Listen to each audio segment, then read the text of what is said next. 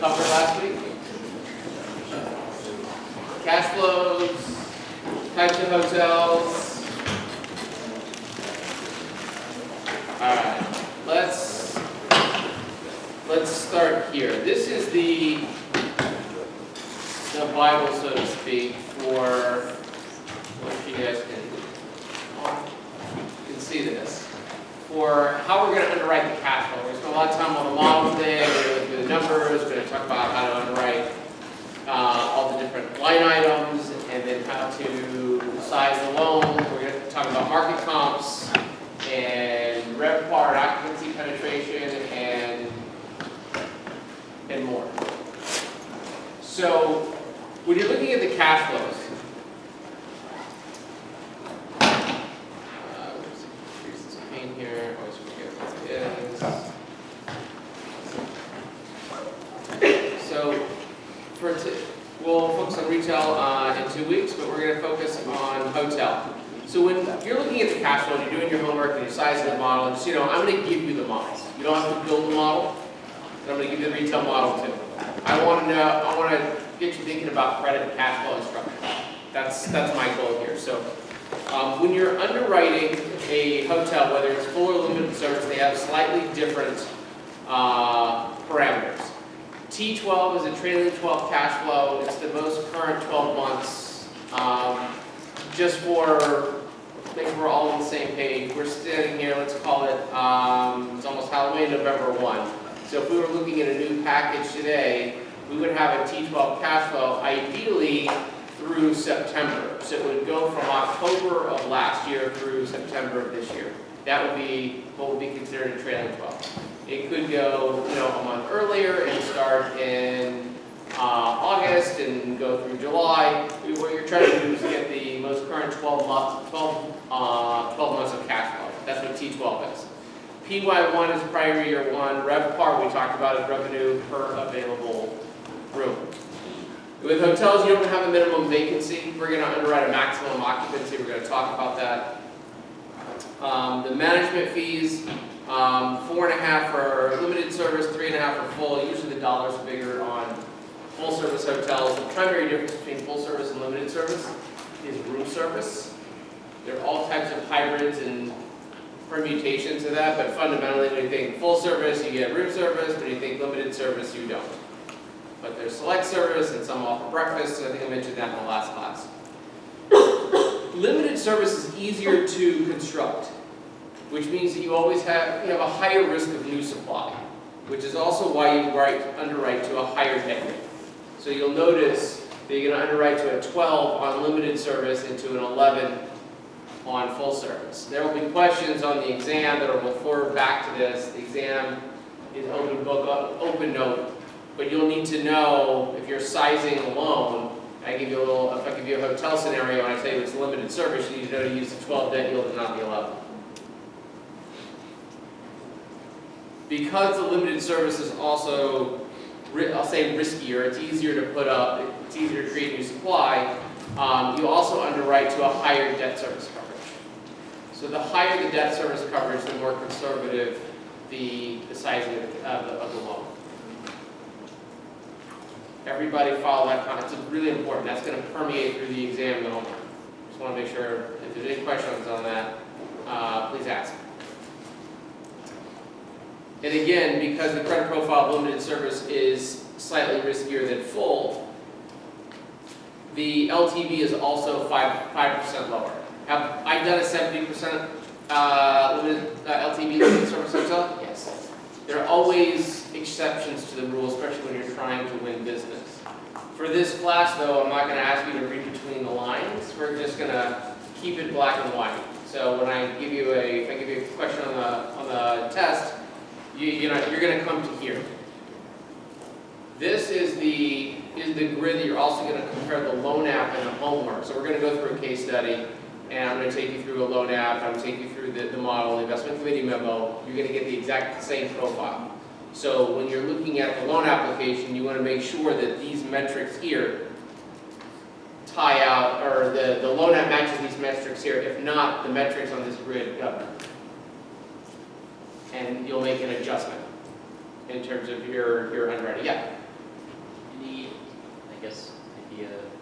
why the limited service would be the riskier one of the two. I would have thought it would have been the opposite, because you had more employees with room service and unions and all that. It's because it's a lower cost per key to construct. Okay. So, you know, when the dollars are smaller, it's easy to put them up.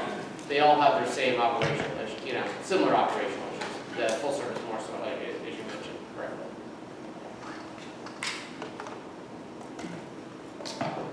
Any other questions? So for both of these, we're going to underwrite, okay, the CapEx reserve, that is the FF&E reserve. FF&E stands for furnitures, fixtures, and equipment. It is a CapEx line item. Like you would have on a retail, it would be like 15 cents a foot, and we'll talk about that in a couple of weeks. For hotel, it's 5% of the EGI.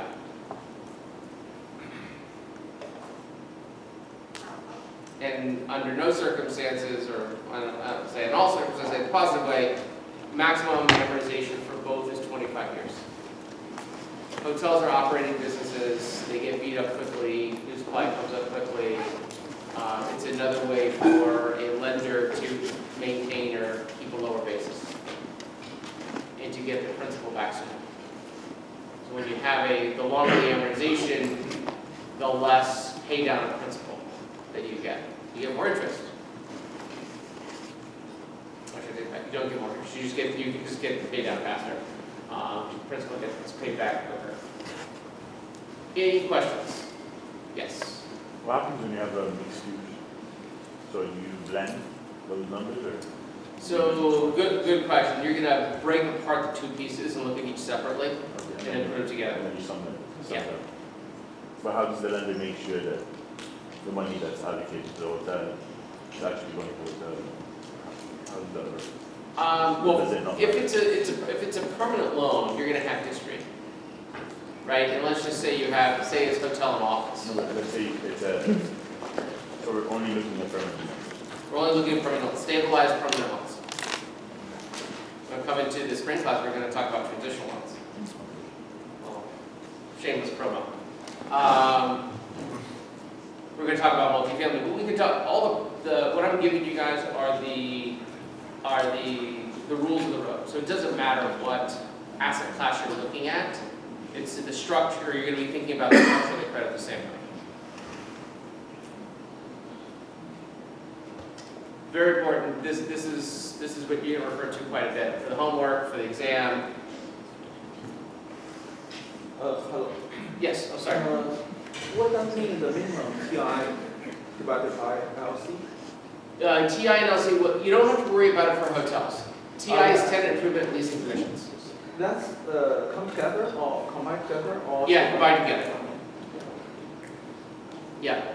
So like if you're sizing a loan, right, and you're an underwriter, you're trying to figure out, okay, I have to underwrite a minimum amount. Maybe I'm not going to go through the entire rollover schedule. I know I'm going to put that in there as a minimum. So I know I can't underwrite less than that regardless of the way the cash flows lay out. But for hotels, you don't have TIs and LCs. Unless, there's always an exception, unless you have retail space that you rent to a third party. For this class, we're going to assume we do not. All right.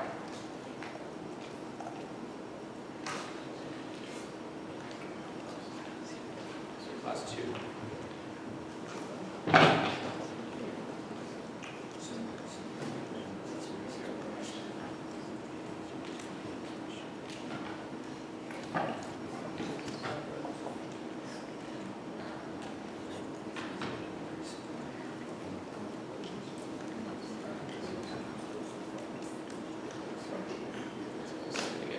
Okay. Can you guys read this? Loan applications come in many shapes, sizes, formats. This just happens to be one. The homework's going to look exactly like this.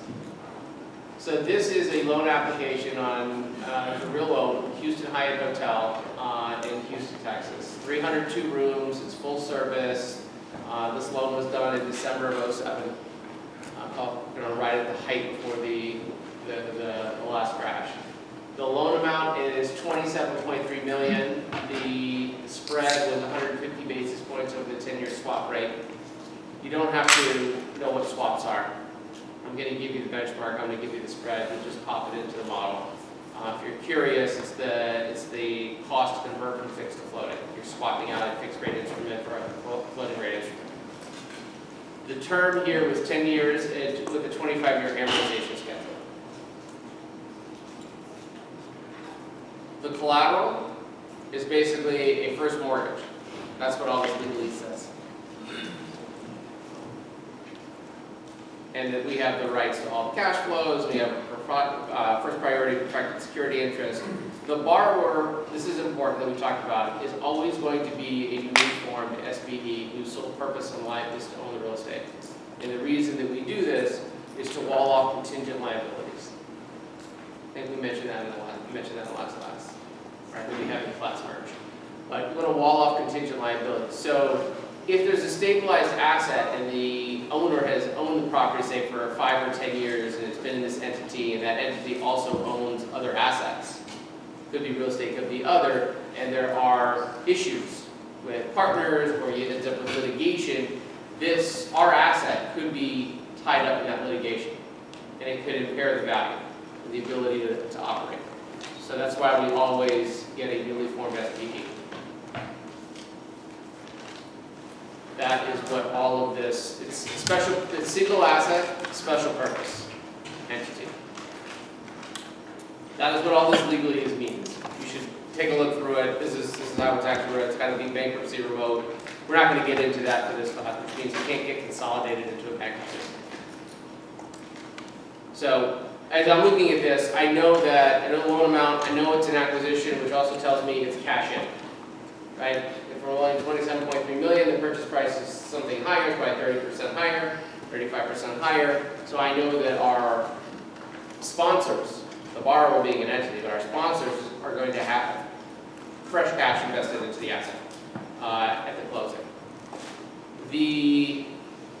A lot of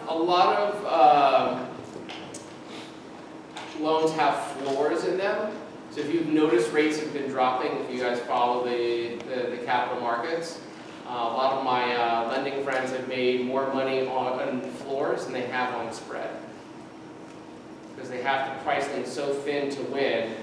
And if they're doing CMBS, for instance, and spreads widen out, then they end up breaking even or sometimes losing money. But if you have a minimum floor and the rates fall below the floor, you'll end up with a higher coupon, and you can capture some margin. You usually don't get 100% of that. The borrower usually pushes back, and there's usually you get something. It's not hidden.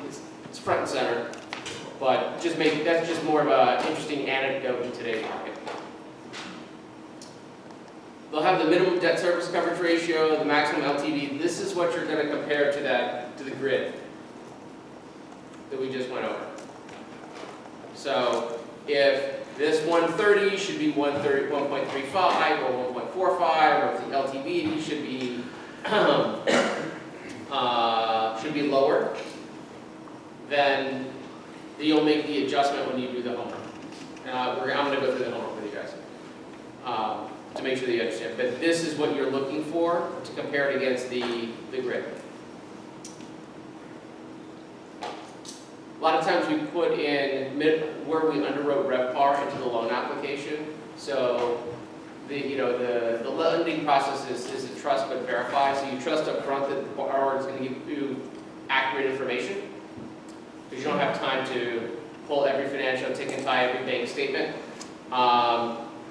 But when you get into diligence, if you underwrote the loan up front at $85, you get into diligence and its RevPAR is really $75.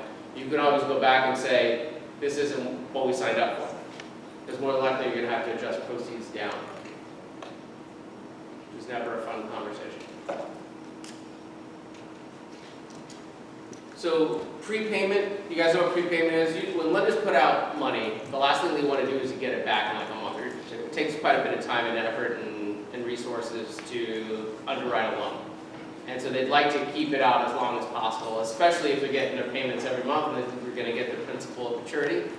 So there are what's called lockout provisions, where the borrower is prohibited from repaying the lender for a certain period of time, so the lender knows they're gonna get a certain amount of yield on the loan. It's not on the account. But just want you to know that.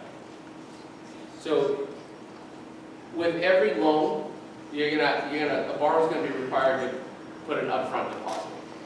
And these could vary, but these are the amounts can vary, but the line items are basically the same. You can have a good faith deposit, a legal retainer, processing fee, third-party retainer, and you get to a total of $50,000. So if sometimes the borrower say, well, why don't we just get started, we'll just settle up at closing. I've got burned there before, where we got halfway through, the borrower decides, they're not going to go through the acquisition, and next thing you know, I have $50,000 of dead deal costs that they're now refusing to pay. So if a borrower wants a $27 million loan plus, they should be willing to put up $50,000 to cover our lending expenses. This is not a profit center. This is really just to cover third-party reports and a little bit of lenders are not making money. They're making money on their loan. Sometimes borrowers want a commitment, which is binding on the lender before they go hard, in which case the lender will expedite the underwriting, and they typically charge a fee. Most times you don't.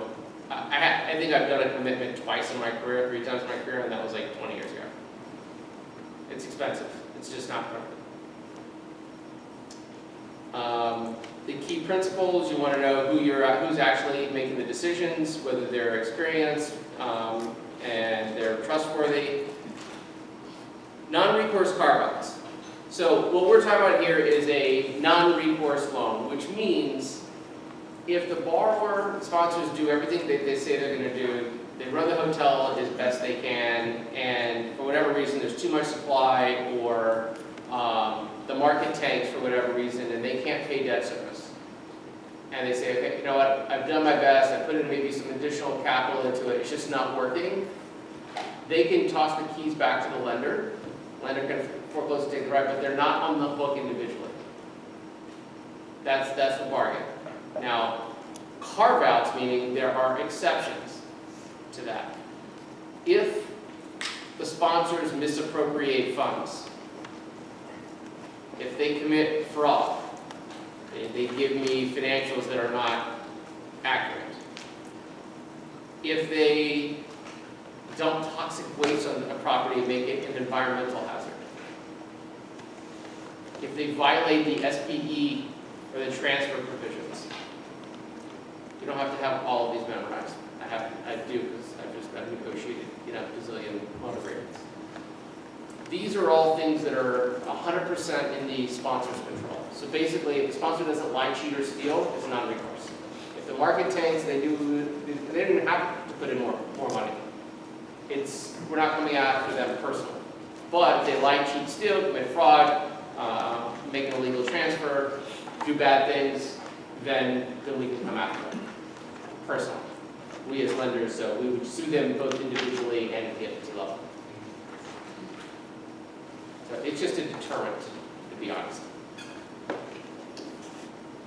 Additional financing, for this class we're not talking about mezzanine financing, but there are a group of mezzanine lenders, so if we go up to 70 or 75 on hotels, there are lenders that will then lend from 70 to 80 or 85.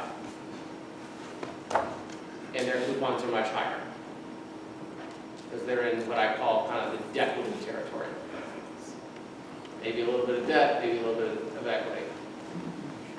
And typically high single, low double digits, depending on the asset class and the leverage, the attachment points. Yeah?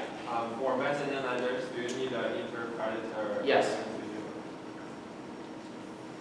The first lender, mortgage lender, is also very concerned about who the mezzanine lender is, because the mezzanine lender has the right, they're secured by the equity interest in the borrower.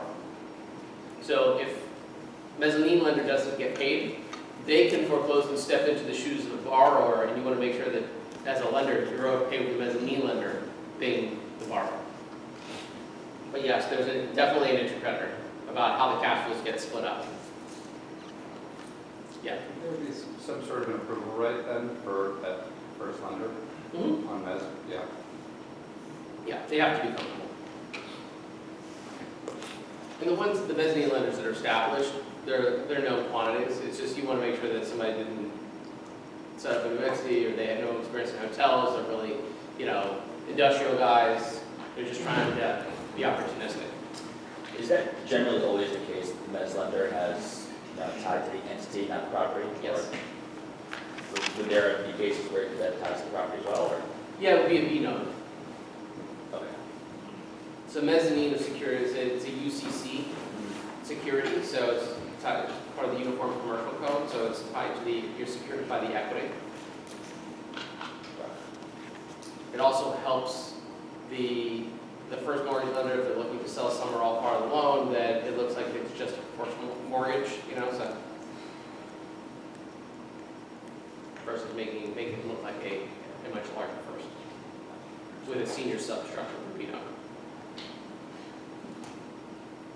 What I just said is not an exam, so you didn't follow it, don't worry. Okay, upfront immediate repairs, important. These are typically life safety issues. The things that have to be repaired quickly, like broken, like stairs and no guardrails on the stairs, and things will create liability. The engineering report will tell you what those are, and we're going to, as lenders, we're going to underwrite, put together an estimate. And we're going to escrow 125%. Why? Because we don't know what it's really going to cost. But the borrower is going to be obligated to fix it within usually 60 to 90 days, sometimes sooner. And if they fix it for less, we just give whatever the excess is back. There might be a question on the exam on that. Just saying. Furnitures, fixtures, and equipment. This is the FF&E. We're replacing case goods. We're replacing TVs. We're, wallpaper, etc. As things get beat up in a hotel, you constantly need to keep it fresh. You ever been to a hotel that hasn't been kept up, and you're kind of like, ooh, right? And you're probably either going to leave if you can, and maybe you probably will come back if you can't. So you want to make sure that your collateral as a lender is kept in the best condition possible, which is why you have an FF&E reserve. Cash management. Oftentimes a little bit confusing. I'm not going to read the legalese, I'm just going to sum it up real quickly. So lenders typically set up, the accounts have what we call an A-B structure. They're both controlled by, all the money comes into a lender-controlled account. And every day, if the borrower's done what they're supposed to do, that money is swept daily into a borrower-controlled account, which is the account. The reason that we do that is if things don't go according to plan, or there are trigger events. So if you underwrite to a 1.35, we may put in a trigger in that the lender's going to start trapping cash flow. Remember the excess cash flow we talked about? That's the cash flow that I'm referring to. If the debt service coverage drops by more than 10%, 20%, 25%,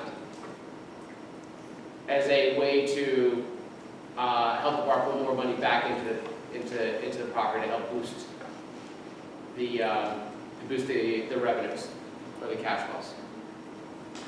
So when it hits the lender account, the lender will then sweep whatever cash flow that they agreed to, and then the rest will go back to the borrower.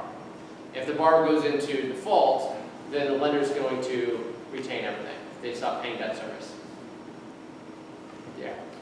So this might be a funny question, but then does the borrower even have to write the lender a check every month, or does the lender just take No, their I mean, piece? practically speaking, what the borrower's going to go, keep the debt service and the reserves, and send me everything else. I'll take care of the bills and the vendors and stuff, because they like to face those guys directly. But there's no point in sending the debt service and the reserves to the borrower, then the borrower turn around and send it Well, I back. was thinking maybe so that the bank can, charge late fees or interest penalties if the lender is late. Yeah, usually not. I mean, it isn't being a unnecessary mechanical step. Yeah. So the lender just, The borrower's like, no, I don't have to remember to send it to you every month when you already have it. Right. It's just send me the difference. Is this provision is a mandate provision for the hotel between the lender and the borrower? I mean, the cash management. Yeah.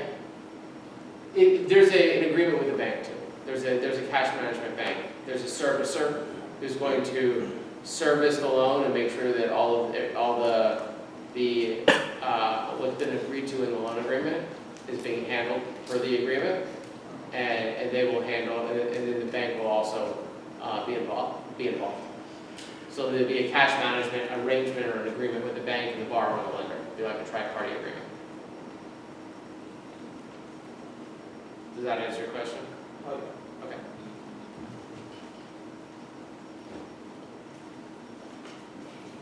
For this class, the loan is not assumable, or I'm sorry, it is assumable for 1% of the outstanding loan amount. Can't transfer to equity interests. There's a broker fee or a broker involved. I always want to make sure that they are named. One, to avoid any legal issues, but two, a lot of businesses that I originate happens from brokers, and so I want to make sure that my clients are also protected. They get paid, and the borrower doesn't try to not pay them, which I've had that happen before too. That's the loan amount.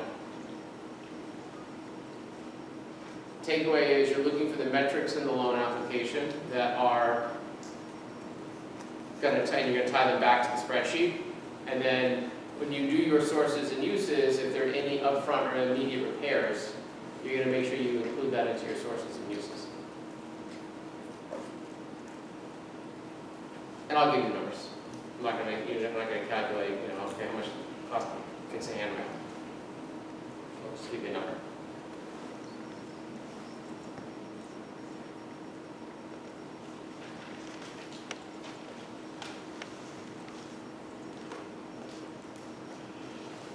Okay, here's the model.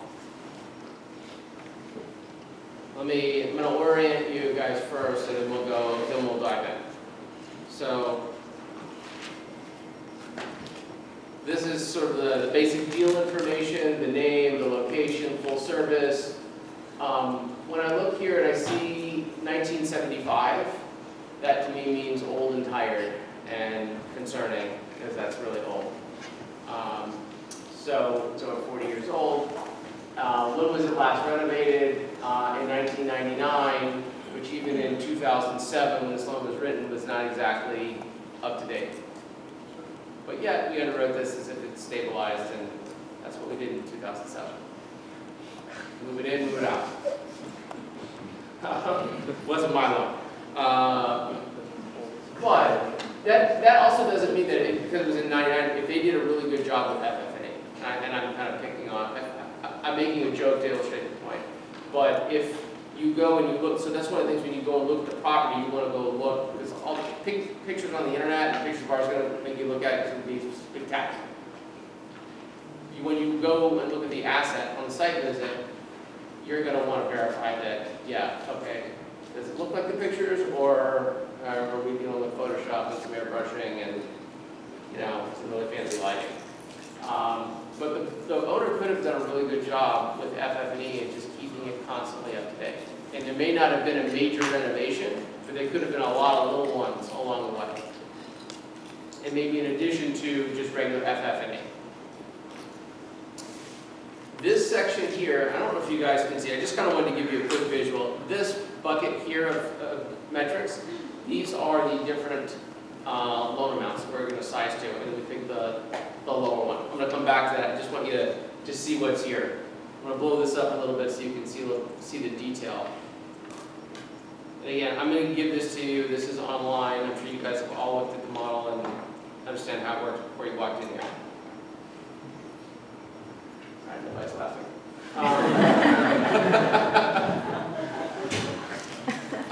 The acquisition date, cost basis, cap rate, and you get to the value. For the homework, I'm going to give you the value.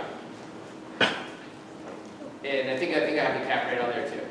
This is this helps, you need this bucket for the LTV test. So if we're going for 65 or 70 or 75, you want to make sure that it's sizing appropriately to whatever this value is. And this value is just capping the cash flow down at the bottom. I don't want to up and back too much. So there's two buckets for loan information. Can you guys see this kind of where I have the cursor? One is, what is the request? This is what's in the loan app. And this is what you're underwriting to. If it's yellow, it's an input. If it's not yellow, it's a calc, don't touch it. Good news is, if you screw up the formula, there's always another version of it on campus. So you're going to put in the loan amount from the loan app here. So as you look at this, it's a little bit higher than our standards for LTV, a little lower for DSCR. And then it sizes, this is where it's sizing to based on the cash flows. We're gonna get into where those drivers are, they're over here. They asked for 27.3, we're coming up with 22.6, round numbers. Now, sometimes that works, sometimes it doesn't. For this class, for the homework, the loan amount you come up with is going to be different than what's in the app. I don't care what number you come up with. What I care about is your thought behind it. I care about your analysis of the information. How did you come up with your loan? If I gave this loan to 5 different shops, we'd come up with probably 6 different loan amounts. Because every shop is going to be a little bit more aggressive here, a little less aggressive there, and very rarely do they tie out exactly. Now, sometimes everybody's right on top of each other. Someone's like, I'm at 22.4, I'm at 22.8, I'm at 22.7, something along those lines.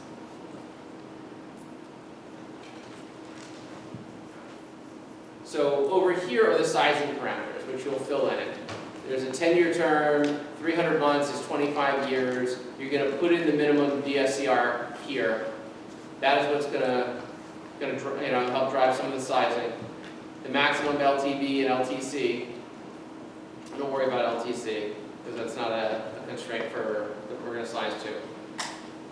The 10-year swap rate, which I'll give you, and the spread, and the actual constant. So this is the formula to calculate a loan constant. You don't have to memorize it. I'm not going to test you on it. You do need to know that the loan constant is higher because it's higher than the interest rate because it includes the amortization or part of the payment. That you need to know.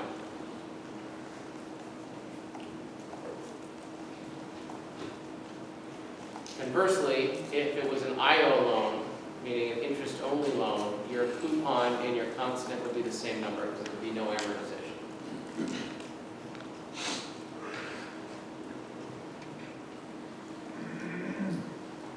Down here, remember we talked about the minimum